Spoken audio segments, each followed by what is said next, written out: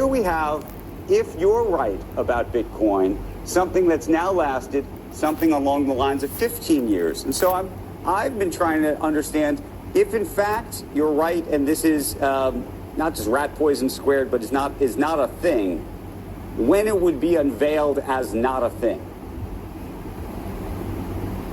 That's predicting when speculation will end, or when the gambling instinct will go away, and when more people want to get out than are getting in. And I have no way of. If I thought I was good at that, I'd figure out a way to make a lot of money and different things.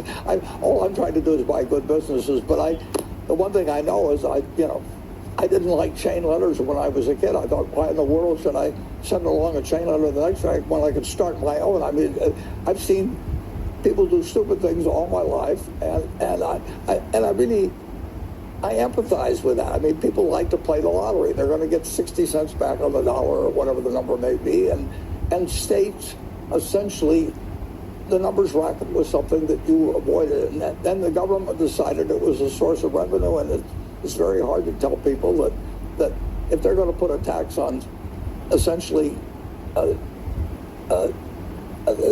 sure loser for society, for the gamblers on the lottery on the whole, but they're appealing to the gambling instinct, and it spreads.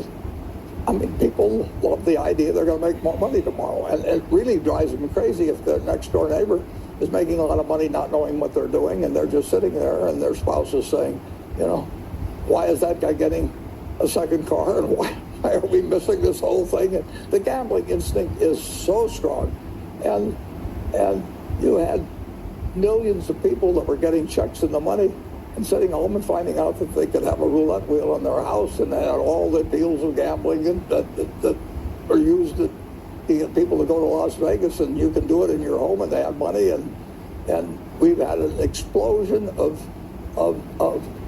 gambling essentially, and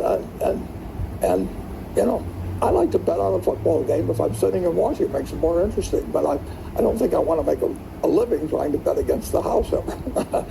I want to.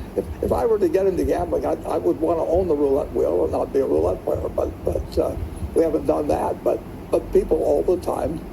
Well, actually, on my honeymoon, in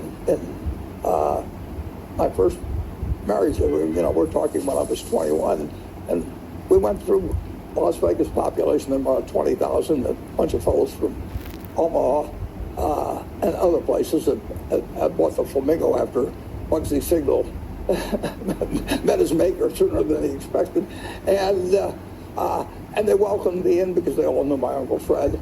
And I looked at all these people who had flown thousands of miles to do something that unintelligent as fast as they could. I mean, they couldn't, they thought the dice were hot or something like that. And I thought, I'm going to get rich in this country. I mean, if that's what people do, I can be smarter than that. I mean, so I've watched it ever since, and it's fascinating to me. But the gambling urge is so strong throughout the world, and now you've created the perfect condition for it, where states are legalizing gambling, and what it does to football games. I mean, pretty much you're just point shaving, which the guy gets offered $1 million, and it's like the White Sox were back in 1920.